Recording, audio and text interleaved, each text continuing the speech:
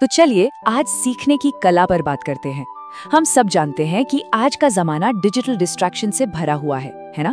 पर क्या इसका हल, इसका समाधान हजारों साल पुराने ज्ञान और आज के विज्ञान में छिपा हो सकता है? आइए इसी सवाल की गहराई में उतरते हैं। अच्छा, एक सवाल से शुरुआत करते हैं। जरा ईमानदारी से सोचकर बताइए, आखिरी बार ऐसा कब हुआ था कि कोई किताब उठाई हो और बिना फोन की तरफ देखे, बिना किसी नोटिफिकेशन की आवाज सुने, उसे एक बार में पूरा पढ़ लिया हो? शायद हम में से बहुतों के लिए इसका जवाब देना थोड़ा मुश्किल है। और देखिए, ये सिर्फ हमें महसूस नहीं हो रहा, ये एक वैश्विक सच्चाई है।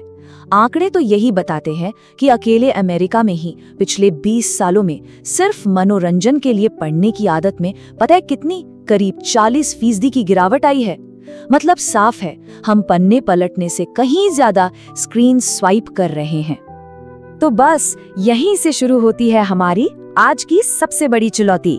स्क्रीन और किताब की इस लड़ाई में हमारे दिमाग का क्या हो रहा है? अब यहाँ एक बहुत ही दिलचस्प बात है। देखिए, जब हम किताब पढ़ते हैं ना, तो उसे कहते हैं गहन अध्ययन। इससे हमारा फोकस बढ़ता है, हमारी सोचने समझने की शक्ति तेज होती है, हम कहानी के किरदारों से जुड़ पाते हैं। लेकिन जब हम स्क्रीन पर बस स्क्रॉल करते जाते हैं तो वो है सतही स्क्रॉलिंग। ये हमारे ध्यान को ना छोटे छोटे टुकड़ों में बिखेर देती है। और भारत के लिए तो ये चुनौती और भी बड़ी हो जाती है। आप सोचिए, आज हमारे देश के 85.5% घरों में स्मार्टफोन हैं और करीब 95% लोगों के पास इंटरनेट भी है। मतलब टेक्नोलॉजी हमारी जिंदगी का सिर्फ एक हिस्सा नहीं, बल्कि जिंदगी ही बन गई है। और दिक्कत ये है कि ये जो डिजिटल दुनिया है ना, इसके विजुअल्स इतने आकर्षक होते हैं कि हम खिंचे चले जाते हैं। हर लाइक, हर कमेंट, हर नोटिफिकेशन हमारे दिमाग में एक शाबाशी वाला केमिकल डोपामाइन छोड़ता है और हमें इसकी लत लग जाती है। यही है डिजिटल नशा, जो गहरी और फोकस्ड पढ़ाई का सबसे बड़ा दुश्मन है।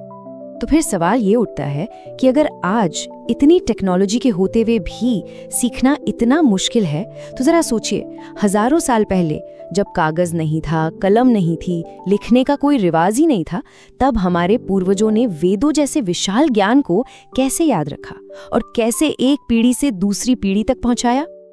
इसका जवाब हमारे ही प्राचीन ज्ञान में छिपा है। चलिए वेदों की उस कमाल की मेमोरी पावर टेक्निक को समझते हैं। पहली और सबसे जरूरी तकनीक थी श्रुति। इसका सीधा सा मतलब है एकदम ध्यान लगाकर सुनना। ये सिर्फ कानों से सुनना नहीं था, बल्कि गुरु के मुख से निकले हर एक शब्द को पूरी एकाग्रता के साथ अपने अंदर उतार लेना था। यही ज्ञान पाने का पहला कदम था। और श्रुति के बाद आती थी स्मृति। मतलब जो सुना है उसे पत्थर की लकीर की तरह याद कर लेना। ये एक पूरा प्रोसेस था जिसमें सुने हुए ज्ञान को एक खास तरीके से दोहराया जाता था ताकि वो हमेशा के लिए मन में बस जाए। अब ये देखिए, ये कितना ब्रिलियंट तरीका था। इसे कहते हैं क्रम पाठ सूत्र। मान लीजिए ओम नमो भगवते वासुदेवाय नमः याद करना है, तो उसे छोटे छोटे ओवरलैपिंग टुकड़ों में तोड़ा जाता था। पहले ओम नमो, फिर नमो भगवते, फिर भगवते वासुदेवाय। इस तरह के पैटर्न में दोहराने से हजारों श्लोकों को याद करना लगभग आसान हो जाता था। कमाल है ना? एक और बहुत ही शक्तिशाली तरीका था ध्यान। और मजे की बात यह है कि आज का साइंस भी इसकी ताकत को मानता है।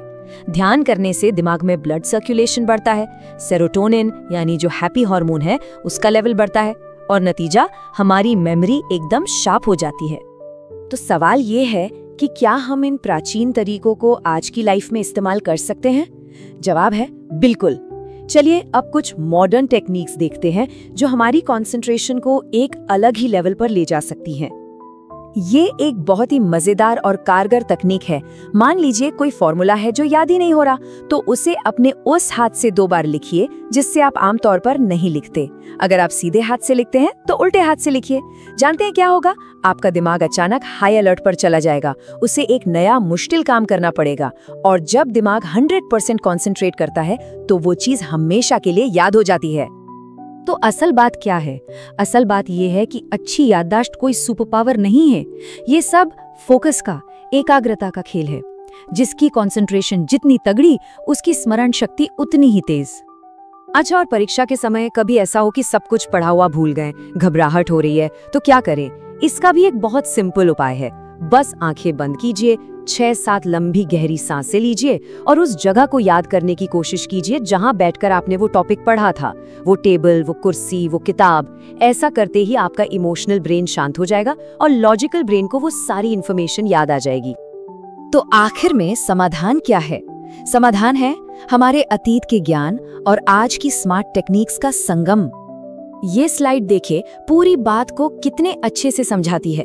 एक तरफ है वैदिक पद्धति, दूसरी तरफ है उसका मॉडर्न एप्लीकेशन।